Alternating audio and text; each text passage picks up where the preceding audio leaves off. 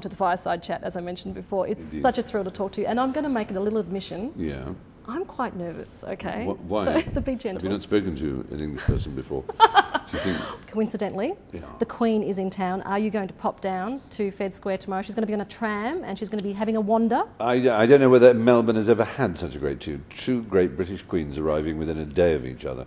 I mean, you've met the Queen before, I know that. Indeed, yes, Yeah. yes. And she's I'm a great admirer of her capacity for work, and I'm certainly not going to enter into the debate as to whether or not Australia should be a republic. That was my next question. It's a debate you should naturally have. It would be weird if you didn't talk about it, because it's weird the situation you've inherited. You have a head of state who lives literally the other side of the world and is a relic of a one particular racial influx from the Anglo-Saxon islands of Great Britain over a period of time, and initially, of course, famously in prison transportation ships, and then later in great waves of Anglo immigration in the first part of the 20th century, and then, of course, after the Second World War as well. But since then, of course, you've become one of the most ethnically diverse countries around, and the Queen has no connection with Greece, apart from Prince Philip having been born in Greece, but he doesn't actually have any Greek blood in him, none with Italy, certainly none with the Far East, where you have a lot of immigrants, and of course none whatever with the Aboriginal people who were here 60,000 years before anybody else anyway. So in that sense, it's right to ask the question. The only thing I would say is that so often this happens in history, as it does in evolution. Things that seem counterintuitive and peculiar often have an amazingly good effect. And ask yourself this question as Australians: do you really want another layer of tribal, hate-filled politics in your life in Australia? Isn't it bad enough at the moment just how much division there is in Australian political life between the Liberal and Labour, the extremes of those?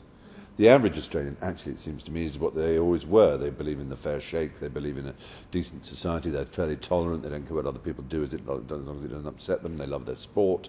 They're Aussies, but there's a lot less ochre, but there's still a bit of larrikin, and it's a fun country. It's the lucky country, bloody lucky with all those iron ore deposits and everything else you've got.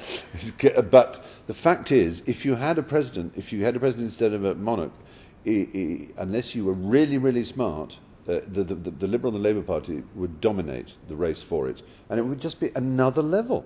So, oh my God, so we're going to have Rudd versus Howard or something. Well, they've already been Prime Minister, now they want to be President. What's the point of that? There was a lot of controversy last week, though, because the PM, Julia Gillard, did not curtsy to the Queen, though. Did you hear about that? It's only controversy in Australia. It means nothing in England, and it means nothing in the court of Queen Elizabeth. They don't even notice that.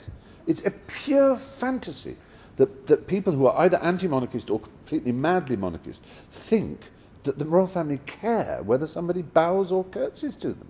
Only those around do. Only fussy little diplomats going, ooh, or journalists who choose to say snub or something. Yep. I mean, it's just pathetic.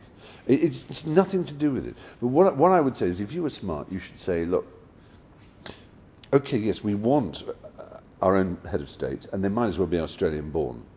I mean, ridiculous enough for them not to be. Yep. But we don't want just another bloody politician who's either going to be in the pocket of the mineral billionaires, or who's going to be outside the pocket of the billionaires and be attacked by them every day. So why not Adam Gilchrist? Barry Humphries, I don't know, it doesn't matter. Yep. Somebody who represents, I mean, Adam Gilchrist seems to be a good example because he represents obviously the sporting side of it, but he's also very intelligent. Yeah, we're very passionate about our sport, as you know. Of course, but you can't just have, I mean, Shane Warne would be amusing. Then of course, it must be said, Liz Hurley would make an excellent consort queen. She'd put him right on the manners and everything else. But Adam Gilchrist is a very bright man, or indeed, I don't know, Alan Border, or I don't know the names of your footballers, I'm afraid. We don't want a footballer. No, Trust me. I think you probably don't.